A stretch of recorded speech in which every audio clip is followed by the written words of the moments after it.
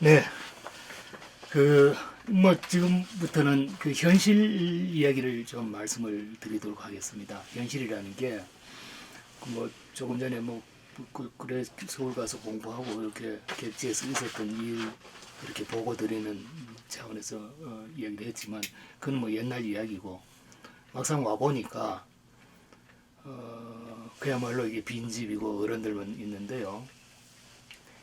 이런 이야기를 이렇게 묘사한 시가 하나 있었습니다. 임진왜란 이후에 우리가 흔히 왜 서산대사라고 아시죠? 사명당의 그 스승인데 사실은 나이는 한 살 차이밖에 안 나는데도 어쨌든 이 서산대사가 고향이 이제 황해도가 그런데 임난 이후에 고향에 30년 만에 고향에 가서 이게 환향이라는 시인데 고향에 돌아가서 30년 내 반고향하니 30년 만에 고향집에 돌아가니 인망 태폐 우촌항이라 알던 사람은 망하고 없고 다 죽고 태폐 집은 무너지고 마을은 황폐됐더라.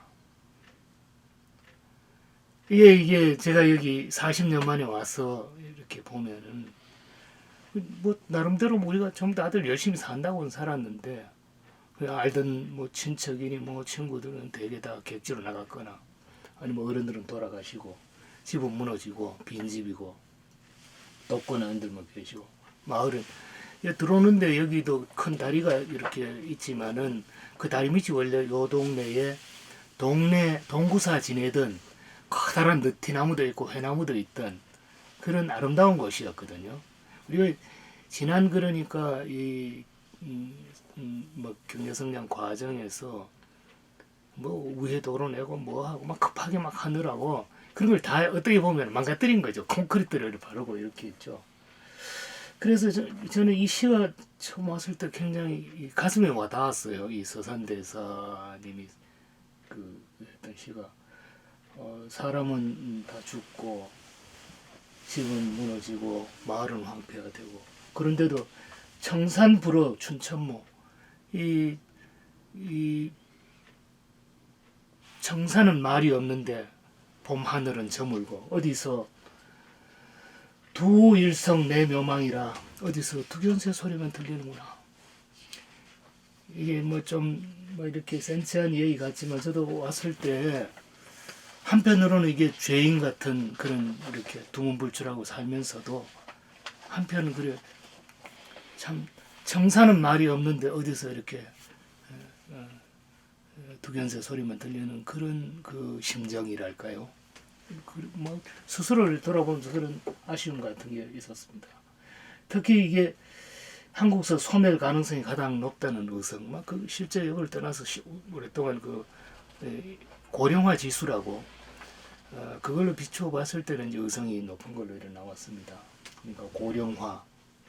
연세 드신 분들이 우리나라 평균적으로 보면 한 25%가 되면은 초고령 사회를 한데 평균적으로는 아직도 20%, 21% 정도인데요. 이 의성은 그보다는 좀 높지만은 이런 시군 전체가 아니 평균이 아니라 읍면 단위, 마을 단위로 가면 거의 60% 이상이 65세 이상이죠. 농촌으로 가면 갈수록 더 이게 고령화가 심하고 또 양극화되죠. 시골에 가면은 대개 우리말도 한 60% 이상이 65세 이상인데 농사 짓는 사람은 70여 호 되는데 한 서너 사람 뿐일 거예요. 지금은 비교적 그래도 큰 농기 가지고 있는 사람 나머지는 없다면 그러니까 이게 양극화되는 거죠. 이게 좀 이렇게 형편이 괜찮은 사람하고 그렇지 않은 사람. 그리고 지역 공동체 같은 것은 사실은 지금 거의 무너졌다 해도 과언이 아니다. 그러니까 이웃집도 나들이도 별로 없고요. 그냥 겨우겨우 누가 마을에 기룡사 있다 하면은 동네에서 이 얘기를 하면은 이렇게 한번 들여다보거나. 근데 만약 요새는 코로나 때문에 들여다보도 못하죠. 지역 공동체 사회 같은 게 전에는 보면 장례 치를 때 형상을 미거나 아니면은 들에서 왜 보한다고 그러니 논물 이렇게 하는 수로 수리하거나 아니면 둘에 해가지고 일 같이 하거나 이런 게 있었는데 지금 그런 것들이 다 없어졌으니까요. 그래서 그런 가운데에서 그동안 무엇을 공부하고 너는 뭘 어떻게 지냈느냐? 아까 정도전 선생이 했던 답전보람시처럼 그런 그 책임감 이런 것들이 있었는데요. 특히 제가 그 이제까지는 정책을 개발하는 사람 아니면 정책을 공급하는 사람이에요. 연구자는 정책을 개발하죠. 늘 뭐 이러면 안 돼, 저래라 하고 뭐 어떠고 저떠고 이렇게 소리만 했죠. 그리고 정책이 있을 때 뭐 이렇게 돈만 배정해가 이렇게 하면은 다 일사불란 잘 될 줄 알았죠. 그런데 막상 현장에서 와서 보니까 이게 천만의 말씀이더라. 그러니까 이 정책의 기획 의도도 충분히 살지 않고 경우에 따라서는 중앙정부의 그 이런 정책 방향의 원칙 이거 하고도 마찬가지로 대개 보면 읍면에서 이루어진다는 게 우리는 뭐 이장님이 하면은 겨우 알거나 말거나 이런 식이에요. 여기 의장이 앰프로 이 얘기를 방송을 하면은 무슨 일이 있는지 없는지인데 이 방에 있으면 잘 들리지도 않아. 세상이 어떻게 돌아가는지도 모르고 무슨 뭐 지원 사업이 있다 하면 신청을 뭐 어떻게 하는지도 모르고 뭐 하여튼 이런 식이더라고. 이게 그러니까 이 정책 공급자에서 수요자로 바뀌는 거죠. 가불이 바뀐다는 말이 있잖아요. 아까 오실 때 뭐 집에 들어오는 길 얘기했는데 그 얘기하는 사람이 한둘이가 아니요. 뭐 여러 군데서 온 사람이 위험하다, 불편하다. 그렇지만 또 제가 제 입으로 그거 야 좀 해내라 이런 소리 하기가 쉽지 않았어요. 내가 여기 와서 뭐 이 관정도 파고 경운기도 사고 해주면 전부 내 돈으로 다 샀단 말이지. 그게 그러니까 이 경합이 된다 하면 내가 그것을 내가 이렇게 받아서는 내가 그 부도덕하다 이런 생각도 있었고 뭐 어쨌든 이게 이제 수요자에서 어쨌든 공급자에서 수요자로 입장이 바뀌고 나서 보니까 이제까지는 농촌은 멀리 망원경처럼 멀리 이렇게 내다보고 넓게 바라보면서 이렇게 했다면은 이게 지금 발등에 떨어진 불이 현미경처럼 보이는 거예요. 자세하게.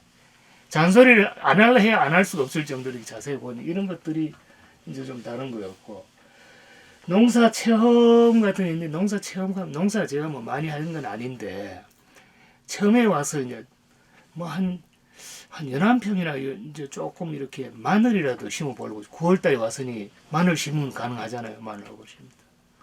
마늘 심으려고 하니까 마늘 씨도 구해야 되고 비닐도 구해야 되고 근데 그 전에 이게 밭을 갈아야 되는데 이 괭이나 이거는 다 이게 옛날에 쓰던 거라서 다 자루는 흔들리고 그 뒷집에 총각한테 그 총각도 나이가 60 다 됐어. 그런데 이 좀 갈아다오. 친구 동생이니까. 아이고 얘뭐 하는데 뭐 해줘야지 지금 요만큼 갈아줘봐 돈도 안 되고 뭐 이러는 거지. 그 친구가 돈 때문에 그런 건 아닌데 건강도 안 좋고 이래서 안 갈아줘. 그리고 밭을 갈아야 빨리 마늘을 심는데 기계가 없으니 갈 수가 있어야 말이죠. 그냥 맨날 이렇게 그 집 눈치만 보는 거라. 으럭 살살살살 가서 혹시 그놈이 있으면은 한마디 어떻게 또 해볼까 싶어서 몇 차례 그렇게 하다 하루는 저녁에 이렇게 새벽에 일어나서 책을 읽는데 노계 박인노라는 사람이 있습니다. 그 영천 출신인데요. 아주 우리나라 3대 가사문학가 중에 하나죠. 뭐 우리 잘 아시는 반중 좋은 감이 고와도 보이나다 유자 아니라도 품엄직하다마는 품어가 반길이 없으니 글로 서로 하노라 하는 그 시를 쓴 분인데 이분이 그 임진왜란 때 군인이었어요. 저 고성 통영 그 일대에 조그만 부대장을 일 하시다가 이게 이제 퇴임을 해가 임난 이후에 집으로 오셨어요. 영천이 집이 있어요. 근데 집에 와서 뭐 이렇게 뭘 해볼라 하니까 이게 옛날에는 그때는 그래도 뭐 머슴이랄까 정도 있고 그 조선시대는 그랬겠죠. 근데 이게 임진왜란으로 이 사회가 문란해지니까 그런 게 다물어 좋은 건 다 가버리고 부관도 없고 농사를 지어야 되는데 뭐 지으려 하니까 부관이 있을 때 지금은 뭘 해야 됩니다. 보리 심을 때인데 보리 씨는 어디 있고 뭐 어떻게 이렇게 일러주는 사람인데 그 일러주는 사람도 없지. 근데 이제 정작 이제 밭을 갈아보려고 이제 하니까 소가 없어. 이게 지금 노계가 쓴 누항사라는 가사의 전문인데요. 그 소가 없어. 그러니까 할 수 없이 뒷집에 이제 노인한테 소를 좀 언제 한번 빌려주십시오. 아이고 뭐 언제 그래 주마 말은 그러니 하셨는데 빌려줘야 말이지 맨날 그 집에 가서 그렇게 쳐다보고 그래 있다가 하루는 큰 기침을 하면서 밤늦게 노개가 이제 그 기침을 하면서 찾아갔더니 그 어른이 밖에 누구 왔는가. 예, 제가 아쉬운 게 있어서 그렇잖아도 내 언제 한번 뭐 빌려주고 약속은 했는데 옆집 사람이 그 목이 검붉은 장기를 꿩이잖아 꿩을 구슬 같은 기름에 튀겨가지고 삼회주 좋은 술하고 가져와서 뭐 날 빌려달래가 그거 하고 약속을 해가지고 자네인들은 빌려줄 수가 없다. 이 내용이 이 노계의 이 노항사라는 요 가사였어요. 노항사. 그러면서 이 노계가 그래 할 수 없다. 이건 안빈 낙도 하고 빈이 불은 가난해도 뭐 원망하지 말고 사는 수밖에 달릴 수가 없다. 제가 이제 처음 와서 농사를 지으려니 기계는 없고 빌려달라 하니 이놈은 맨날 바쁘고 그런 적이 있었습니다. 이게 아마 우리가 농촌이 붕괴합니다. 사람이 없어 못 살게 안 됩니다. 일을 할 사람이 없습니다. 이제 말은 그렇게 하면서도 돌아서면 또 그럼 외지에서 오는 사람들을 이렇게 따스하게 품어주고 같이 살자하고 이웃을 이렇게 해주면 좋은데 사실은 그게 쉽지 않거든요. 우리 의성에도 이웃 사촌 뭐 마을하고 안개 이렇게 하지만은 사실은 그게 돈 주고 데려오고 이렇게 해가지고 오래 버틸 수가 없거든. 있는 사람이 그냥 땅값은 훨씬 비싸게 받고 뭐 이렇게 해가지고는 거기 계속 올 수 있는 사람도 없고 그렇게 와서 뭐 돈 주고 이럴 때도 있겠지만은 뭐 이런 걱정이 돼요. 이런 걸 보면 결국은 이렇게 품어주는 그 따스한 마음씨 이런 것들이 참 중요하겠다 이런 생각도 들었고요. 그렇습니다. 그래 뭐 그런저런 속에서 우리나라의 이 소멸 위험 지역 이런 걸 보면은 이 말은 일본에서 나온 얘기입니다. 지방 소멸 가는 거는 마스다 히로야라고 일본의 뭐 총무성 대신하던 장관하던 사람이 이렇게 동경으로 전부 다 젊은 사람 다 가버리면은 이제 머지않아 이 전체 일본 지자체의 절반은 다 없어지고 만다 이런 거죠. 왜 그러냐 하면은 젊은 사람들이 이게 아기도 안 낳고 그리고 그 사람들마저 다 동경을 가버리면 그렇다. 근데 우리도 이제 이런 걸 한번 계산을 해봤어요. 65세 이상 고령자 인구하고 그 다음에 가임 여성, 이 아기를 낳을 수 있는 여성하고 이 비율을 이렇게 보는데 이게 0.5 미만이면은 여기 보면 노란 이런 것 같아요. 소멸 위험 지역. 0.2 미만이면은 이게 소멸 고위험 지역 하는데 의성, 군위 이런 전부 다 소멸 고위험 지역이죠. 그런데 이것을 읍면 단위로 보면은 대부분 지역 읍면이 초고위험 지역이다. 굉장히 위험하다. 그래서 이게 왜 이런 문제가 생기냐면 대도시나 일부 거점 지역 중심의 공업화 전략. 그러니까 돈과 사람이 다 빠져나가고 그것도 뭐 경우에 따라서는 이제 농촌 쪽에 대한 투자 이런 부분들이 상대적으로 적었고 그러다 보니 시골에 뭐 그럴듯한 매력적인 일자리, 교육 뭐 기회 이런 것들이 별로 없었던 거죠. 그러다 보니 나갈 수밖에 없었는 이런 건데요. 그럼 이렇게 냅두면 어떻게 될 건가 하는 얘기입니다. 이렇게 냅두면은 결국은 이렇게 되면은 이제 그 지방이 소멸한다. 지방 자체가 뭐 예를 들면 의성이 지도상에서 없어져 버리고 이러지는 않겠죠. 모르겠어요. 행정 통합하고 이러면 그런 건 모르지만은 근데 이렇게 되면은 우선 이 농업과 농촌이 담당하던 역할 이 역할이 제일 큰 게 아무래도 식량 공급 뭐 이런 얘기인데 지금 현재도 우리가 식량 자급률이 한 25% 정도 안 됩니다. 이 사료 곡물을 빼면은 소, 돼지 먹는 거, 닭 먹는 거 빼면은 한 50% 정도 되는데요. 지금처럼 할아버지 할머니들만 살고 젊은이 다 나가버리고 이러면 급격하게 이제 더 이상 그걸 할 수가 없어지는 거죠. 이 식량 안보 우리가 먹는 게 이게 하늘을 여긴다는데 이 식량 문제가 어떻게 될 것인가 점점 더 많이 외국에 의존할 수밖에 없다. 우리가 그러니까 한편으로는 이게 식량 위기다 말을 하면서도 어떻게 하면 그 지역의 사람들이 이걸 계속 할 수 있도록 이런 여건을 만들어주고 이런 부분에 대해서는 지금 뭐 어떤 대통령 후보도 뭐 그런 얘기를 지금 적극적으로 한 사람이 없잖아요. 지역 균형이라는 이런 게. 그다음에 농업과 이 관련 산업, 일자리, 소득 창출, 농가 이런 부분들이 현재 지금 농촌에 살고 있는 사람들을 보면은 평균적으로 우리나라 농가 소득이 한 4천만 원 정도 됩니다. 근데 그게 또 농촌에도 뭐 억대 일을 한 사람도 있지만 대부분은 뭐 1,000만 원도 사실은 못하는 거죠. 이런 속에서 도농 간에도 소득 격차가 굉장히 심해지고 도시 농촌 간에 그다음 농촌 내부에서도 농농 간에도 이런 격차가 굉장히 심해진다. 이렇게 되면 이게 그러니까 우리가 화합을 한다든지 지역사회 통합한다 하려면 이런 게 좀 형평성이 맞아야 되는데 이런 게 굉장히 어려워지게 생겼다. 그리고 이분들도 농사짓는 사람들도 뭐 인간으로서 누려야 될 최소한의 기본 수요 이런 것들이 있을 거 아니에요, 그죠? 최소한 우리도 문화 복지 이런 것들 좀 향유도 하고 여가도 좀 보내고 근데 그런 것들이 지금 없다는 거죠. 우리 의성도 뭐 요즘은 극장 정식은 아니라도 이렇게 하는데 영화 관람을 할 수 있는 데는 이렇게 한두 개 만드는데 고기도 먹는 사람이 먹는다고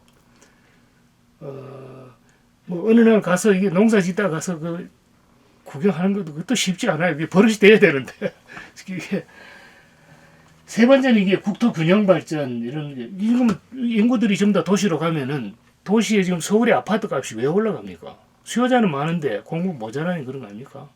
그러면 서울 아파트 값을 잡으려면 이 사람들이 지방으로 다시 돌아가야 그렇게 돼야 되는데 그러고 현실적으로도 1년에 대략 한 45만 명 정도가 이 농촌으로 가요. 귀농, 귀촌 가고 이렇게 해요. 근데 이걸 농사지로 돈 줄 테니 오나 이거보다도 귀촌을 하도록 좀 이렇게 유도하고 꼭 시골이 아니라도 지방 중소도시까지도 이렇게 포함해서 이렇게 좀 넓게 이렇게 하도록 정책을 좀 범정부적으로 그렇게 하면은 뭐 저는 생각에 수도권의 주택 문제, 수도권의 과밀로 인한 여러 가지 문제, 교통, 땅 밑에 땅을 짓고 이렇게 만들고 땅 밑에 길을 만들고 집 위에 집을 짓고 이래도 지금 문제가 도시에는 해결이 잘 안 된단 말이죠. 도시의 과밀, 농촌의 과소화 문제 이게 자연스럽게 해결이 될 거 아닌가. 그걸 하기 위해서는 이 귀농 귀촌이라든지 귀향 인구, 귀향 정책, 서울이나 수도권에 나가 있는 베이비 부머들, 뭐 이때 떠나가 있던 사람들이 대략 한 700만 명 정도가 자기 고향으로 돌아가지 않고 있다는 겁니다. 이 700만 명이 만약에 이렇게 온다면은 그 사람들이 고향에 가서 아니면 고향 인근으로 가서 이웃하고 이렇게 산다면은 행복하게 여생을 마칠 수도 있을 건데 이런 생각이 들 수 있는 거죠. 근데 이런 부분들에 대해서는 뭐 지역에 있는 분은 지역에 있는 분대로 이렇게 품에 안아주고 또 정부는 정부대로 거기에 대한 정책을 이렇게 잘 다듬어 가지고 걸림돌을 좀 제거해주고 뭐 서울집 아니면 도시에 있는 집을 팔고 갈 때 양도소득세 같은 걸 좀 감면해주나 이런 게 있을 수 있잖아요, 얼마든지. 네 번째는 물과 이제 토양, 자연 생태 이런 환경, 자연 경관 이런 것들을 요양히 보존하고 여가, 힐링, 국민의 삶터, 쉼터 이게 지금 서울에만 앉아서 폭탁폭탁 우리나라 인구 밀도가 제곱킬로미터당 한 500명쯤 됩니다. 세계 평균이 50명쯤 되는데요. 우리가 뭐 시골에 인구가 없다 하지만 할배 할매들만 시골에 있어서 그렇지 사실은 전국 평균 전 세계 평균보다는 인구가 많이 사는데 근데 그런데도 그 중에서 전부 다 서울에 다 모여 서울의 수도권에 50%가 모여 산다 그러잖아요. 그러면 수도권에 가면 젊은 사람들 가면은 직장을 못 잡으면은 결혼을 할 수 없어요. 결혼을 해도 집이 없으면 아기도 못 낳아. 그러니까 우리나라 합계 출산율이 지난해에 부부가 결혼해서 2명은 낳아야 최소한 이게 똔똔이 되는데요. 지난해는 어떻게 나왔냐면 0.84명. 0.84밖에 올해는 1, 4분기에 0.82. 그러니까 굉장히 빠른 속도. 이제는 절대 인구 자체가 줄어드는 거죠. 서울의 인구 합계 출산율은 0.7 정도밖에 안 되는데 서울에 가서는 아기를 안 낳는 거죠. 결혼도 못 하고 이러니까 이런 문제 속에서 국민들이 좀 여유 있게 넉넉하게 이렇게 살려면은 전국토를 좀 이렇게 넓게 쓰면은 그죠? 넓게 쓰면은 이 사람 그냥 뻑딱거리지 않고 이게 품성들도 좋아지고 뭐 이런 게 있을 건데 건강하고 이런 게 있을 건데 전부 다 그 수도권에 뭐야 뻑딱뻑딱뻑딱 하고 그냥 그렇게 평생을 살다 합니다. 그다음 노인들 영세 고령로 이런 문제도 사실은 노인들이 전부 다 서울에 사는 그 아들들 집에 가면 며느리하고 맨날 싸움하고 이러면 그것도 참 골치 아픈 일이라. 그래서 이런 부분에 있어서 이 농업과 농촌이 하는 기능, 할 수 있는 역할 이런 부분에 대한 좀 새로운 이해. 그러니까 이대로 냅둬 가지고 전부 어려워할 게 아니라 이걸 잘 활용함으로써 우리가 살아가는 방식을 바꿈으로써 이제 달라질 수 있는 것. 이런 부분에 좀 관심을 가져야 된다. 그래서 이 인구 감소, 지역 침체의 원인을 없애고 이렇게 주민들이 행복하게 살 수 있는 것, 지속 가능한 발전, 이런 것들을 좀 이렇게 적극적으로 뭘 만들어야 되는데 결국은 일자리, 그 다음에 생활 환경, 그리고 주민들의 삶의 어떤 그 질, 이 세 가지를 어떻게 바꿀 것이냐 하는 것입니다. 얼마 전에 그 산업연구원이라는 곳에서요, 산업연구원이라고 거기에서 이게 지방이 굉장히 고령화되는 건 나이가 들고 뭐 이렇게 되는 건 어쩔 수 없는데 고령화되는 지역인데도 빠르게 성장하는 지역이 있더라는 겁니다. 고령화되는데도. 근데 그 중에 이제 그런 지역을 한번 뽑아서 특징을 보니까 몇 가지 있는데 농림업 경북에도 그런 지역이 영천, 성주, 문경, 군위, 청송, 영양 이런 데는 굉장히 고령화되어 있지만 그래도 성장은 되더라는 거예요. 성장. 왜 그런가 했더니 예를 들면 이 영양 같은 고추를 가지고 굉장히 특화를 해가지고 사람이 그런 대로 괜찮다는 거예요. 이렇게 특화를 해가지고 농림업에도 특화를 해서 이 지역 경제를 성장하는 이런 지역도 있더라. 그럼 살 길은 결국은 일자리 만들고 소득원 만들고 생활환경 개선하고 이래야 되는데 그렇게 하는 핵심은 지역이 가지고 있는 보존 자원. 이 의성 같으면 뭐 여러 가지 있지만 사과나 딸기가 이런 딸기가 아니라 무슨 마늘 같은 거 이런 기반 산업에 기초해서 거기에 전후방 연관되는 일자리를 만드는 이런 쪽으로 특화를 좀 할 필요가 있다. 제가 옛날에 그 미국에서 공부를 하고 들어와서 얼마 전에 돌아가셨죠, 우리 정군수님.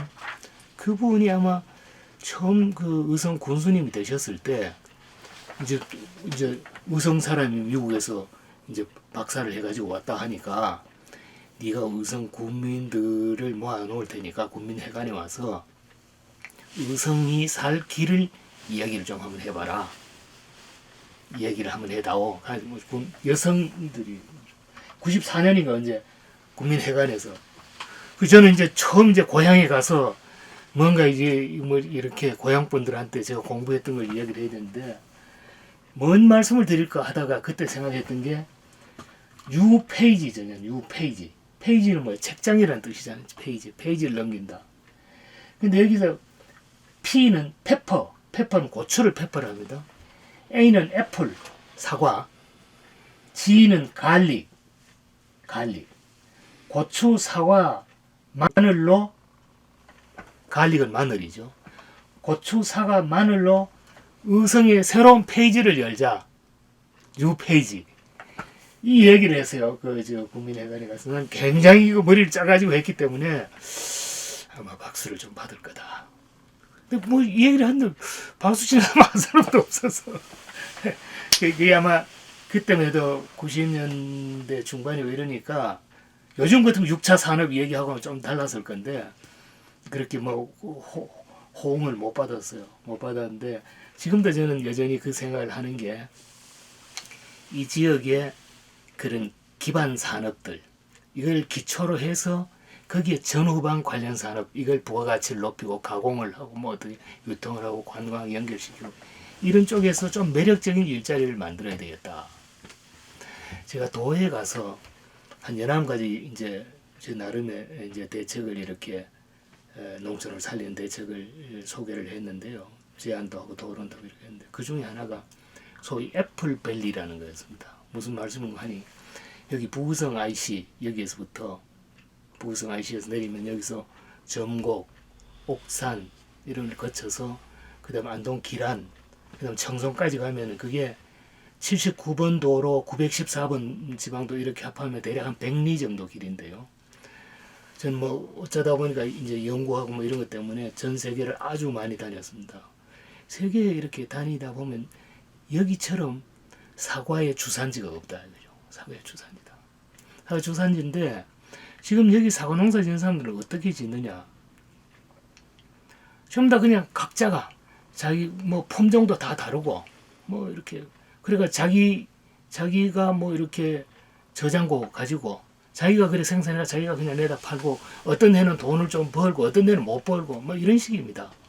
근데 제가 사과 농사하는 사람들 얘기를 잘 들어보면은 사과 생산만 하더라도 사과를 농사를 잘 짓는 사람하고 못 짓는 사람하고 소득 차이를 한 3배 반 정도가 난다고 그래요.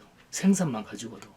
그런데 여기에서부터 가는 아까 했던 청송까지 가는 그 길 사이에 보면은 애플 리즈라고 여기 단촌에 여기 사과주 하시는 분이 있습니다. 뭐 깨진 험다리 사과 이런 거 가지고도 아주 고급 술을 만들어낸다고 합니다.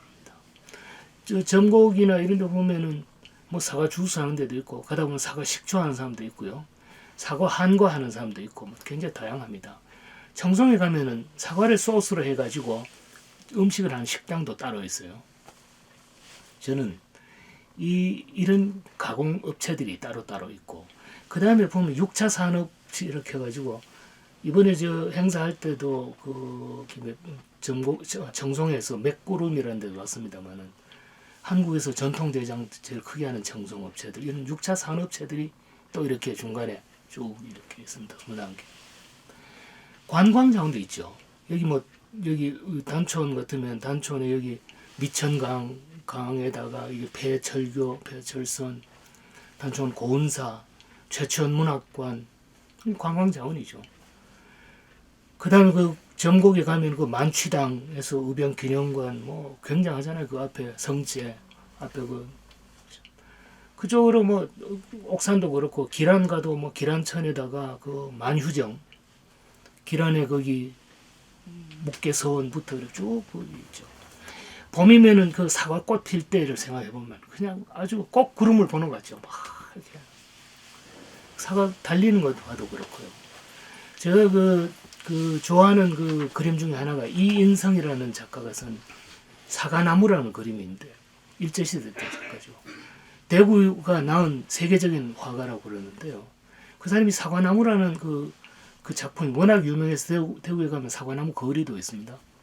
근데 그분 외가가 안동이라는 거예요. 안동. 거기서 외가에 와서 어떤 그 사과나무 여기 안동에 권정생시 일찍에 권정생 선생이 계셨는데 그 아동문학가죠. 그분이 썼는 사과나무와 달림 하는 그런 동화도 있습니다. 저는 그 길을 그런 사과의 생산뿐만 아니라 가공, 유통 이렇게 체험 관광 이런 것들 거기다가 이런 관광 자원들 연결하고 인문학을 입혀가지고 그야말로 이 고급 문화 산업 단지로 이렇게 만들어 보자 이런 생각을 했습니다. 여기 했던 이 얘기 이 앱 뉴 페이지하고 비슷한 얘기예요. 사람들이 좋다고 하죠. 한번 해보자 좋다.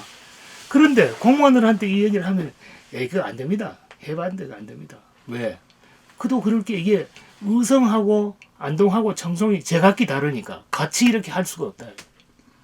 그 다음에 생산하는 파트를 담당하는 친환경농업과 이쪽하고 무슨 가공 유통 이런 거 담당하는 과하고 또 무슨 관광 문화 체육 이런 거 다른 거 다 다르다. 지역계 발음 부서 같이 이렇게 칸막이를 낮춰 가지고 같이 상의해서 하도록 이렇게 해야 되는데 그렇지 않다. 그러니까 이런 문제들은 제가 이렇게 생각할 때 어떻게 해야 될 거냐. 누가 아주 그러니까 지자체장이 강한 의지를 가지고 너 같이 한번 일해봐라. 그 어떤 철학을 가지고 방향을 제시하고 뭐 이렇게는 할 수 있을지는 모르겠어요. 그런데 공무원들하고 이래가지고만은 안 되겠다. 그럼 지역농협이 그럼 하느냐? 지역농협은 그저 저 신용사업하고 마트가 먹고 벌어먹고 살이 바쁘니까 이것만도 안 되겠다. 그럼 누가 하느냐? 할배 할매들이 할 수도 없고 몇몇 그 젊은 농민들이 있지만 이 사람들은 농사만 해도 지금 힘이 들어가지고 어렵게 생각을 하고 있고. 이래서 제가 이번에 그 고민 끝에 나온 것이 만든 것이 농촌 살리기 현장 네트워크. 그러니까 농촌에 돈이 없는 게 아니라 돈이 있는데 이 돈을 제대로 쓰는 방법. 이렇게 하려면은 그 합리적으로 의사결정을 하기 위한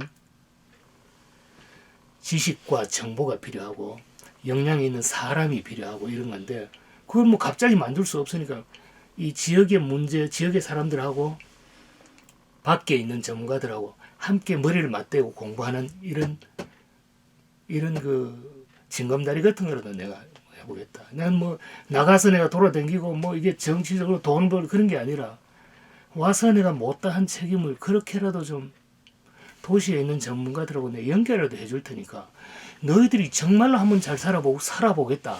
지역을 살려보겠다 하는 그런 의지를 가지고 있다면은 옛날엔 다 그랬잖아요. 새마을 건너 같은 것도. 우리 손으로 만들어 보세요. 그럼 요즘은 전부 다 해내라. 그렇게 해가지고는 안 된다. 자조자립 이런 우리가 한번 잘 살아보자 하는 의지가 먼저 있고 그 다음에 거기에서 그럼 최선의 대안이 뭔가 우리가 가진 여건 속에서 이렇게 찾아 나가야 될 건데 뭐 어쨌든 그런 이 비전과 목표 그리고 이것을 위한 어떤 전략 이런 것들이 갖추어져야 이렇게 될 건데요. 그동안 지역 정책에 대한 방송 이건 제 이야기가 아니고 전반적으로 특히 경북 같은 경우는 전담부서 지역개발하던데 전담부서도 부재하고 아까 사과 애플밸리 얘기했던 생각하면요 너무 생산 위주로 정책만 하고 있다. 취약한 농업 구조, 하드웨어 중심, 그냥 어디 길이나 내고 다 뭐 집 짓고 이렇게.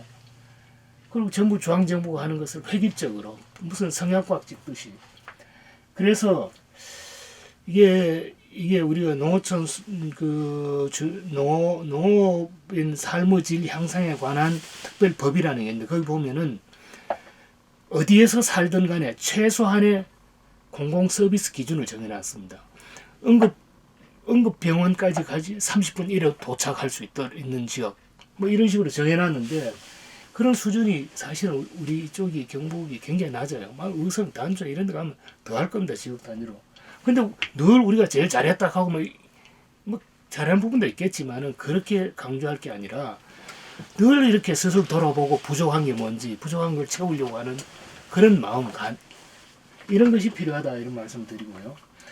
특히 이 그동안 정책은 이거는 전문가들이 일반적으로 하는 이야기인데요. 중앙정부의 획일적인 정책, 하향식, 하드웨어, 겉으로 드러나는 거, 표되는 거, 사람, 산업, 공간 이걸 제각기 이렇게 부서별로 다 떨어뜨려가지고 추진하는 거. 그래서 이 높은 칸막이 이런 것들이 문제고요.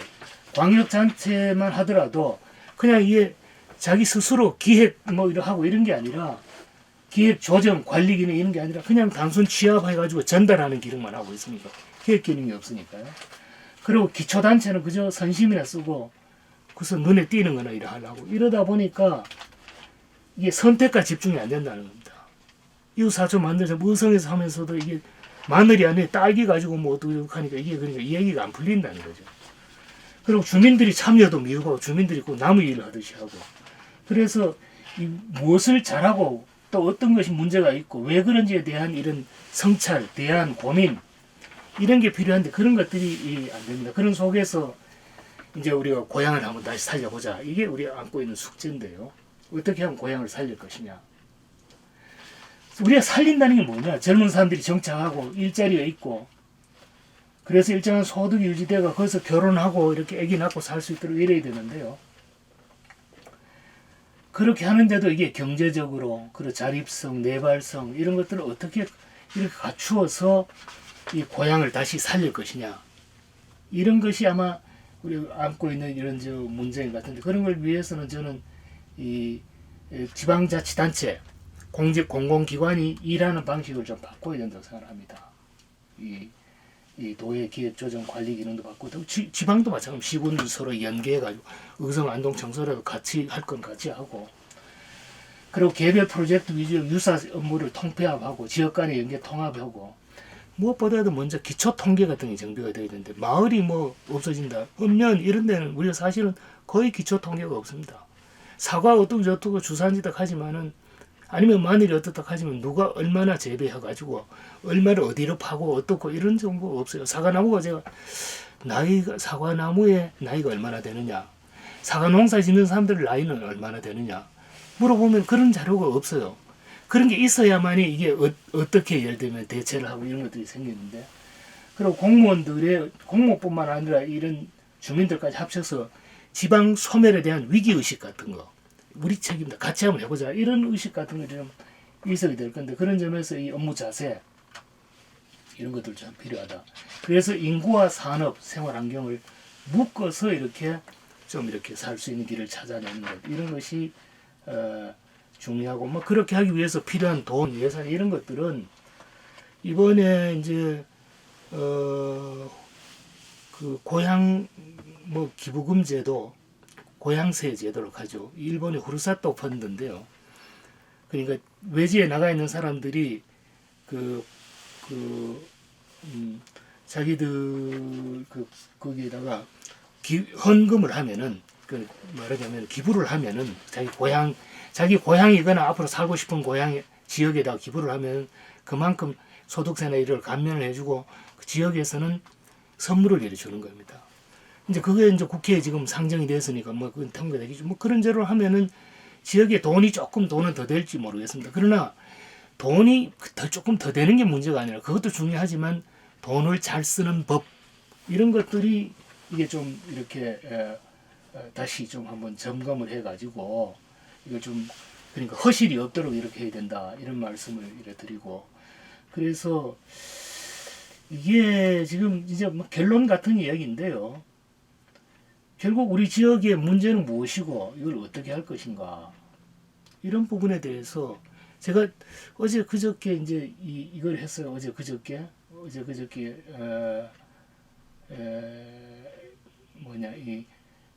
이 현장과 함께 공부하는 농촌 살리기 네트워크 이런 거를 만들어서 외부의 전문가들하고 연결을 해서 이런 얘기를 하면은, 그리고 제가 일부러 거기에서 특강이랍시고도 이제 했습니다. 대안이 뭐가 어떻게 해야 될 건가. 그런데 저는 뭐 그게 널리 뭐 알리고 그런 건 아니지만은 사람들이 이제 궁금해야 되잖아요, 그죠? 저 사람이 나가서 평생 공부하던 사람인데 어떤 생각을 가지고 저런 얘기를 할까? 왜 저럴까? 저게 정말.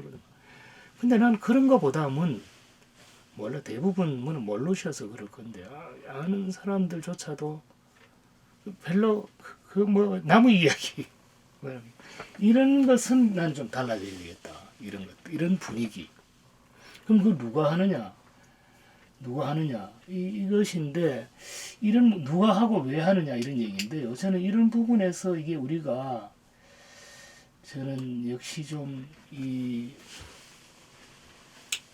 일종의 천명 같은 거, 그러니까 자기가 해야 될 사명감 이런 것들이 여기에서도 그런 얘기를 굉장히 많이 하죠. 천명을 알아야 된다고 그런 얘기를 하는데, 이 공무원대로 뭐 누구든지 다 삶의 보람 이런 것들을 추구할 건데요.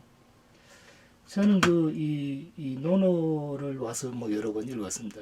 시간이 나니까. 이 학위편에 보면은 뭐 아시다시피 학위시습지 뭐 불력일호, 그러니까 때로 익히고 배우고 뭐 그럼 얼마나 즐거우냐 이런 건데요. 근데 그 논어 제일 끝편이 20장째죠. 이 끝편이 요활편인데 거기 보면은 부지명이면은 부지명, 자기 해야 될 사명, 이걸 모르면 그러고 부지명인 그것도 뭐 군자를 할 수도 없고, 부지예, 예를 모르면은 설 수가 없고, 부지언이면 말을 죽으라고 해도 그거 알아먹지 못하면은, 그 사람을 알아먹지 못하면 이러면 사람이 안 된다 이런 얘기예요. 그래서 이 학위시습지에서 시작해가지고 끝에 가서는 지 있냐, 무의지 있냐, 인이라. 그래서 이것을 합하면은 학위에서 시작해서 지인까지 가니까 학인, 뭐예요? 공부하는 사람. 같이 이렇게 공부를 해야 되는데, 이 공부가 쉬운 건 아니죠. 근데 그 위령공편에 보면은 이게 종일 묵지도 않고 밤새도록 잠도 안 자고 이렇게 끙끙 고민만 하는 것보다는 그거 오상, 종일, 불십, 종야, 불침 이거 하는 거 불침하면서 이사하는 거 생각하는 것보다는 그것은 불효학이야. 이게 공부하는 것만 못하다. 그러니까 공부를 좀 해라.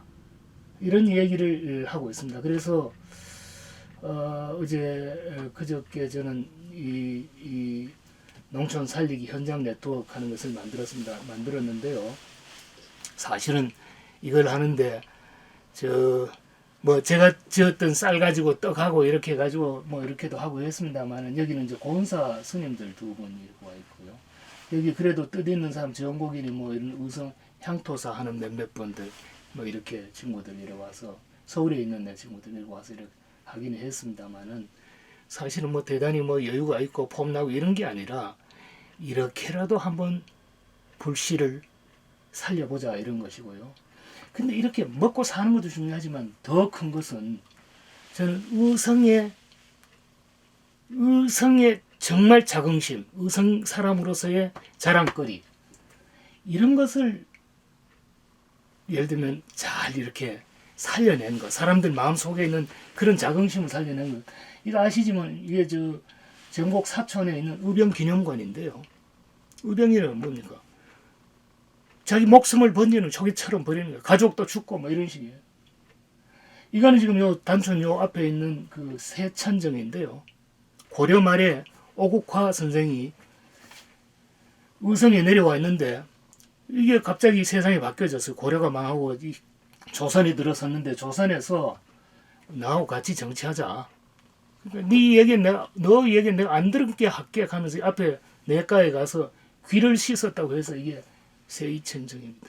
그 세천정이죠.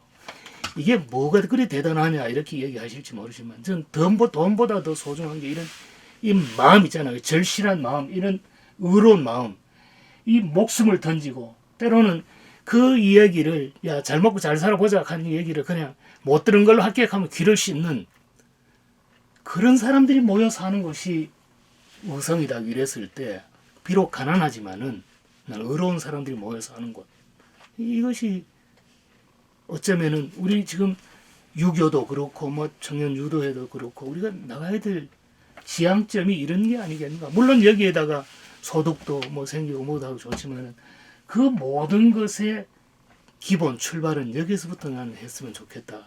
이런 말씀을 드립니다. 너무 제가 두서없는 말씀을 드렸죠. 네. 오늘 뭐 제 이야기는 이상으로 마치도록 하겠습니다. 고맙습니다. 예, 수고 많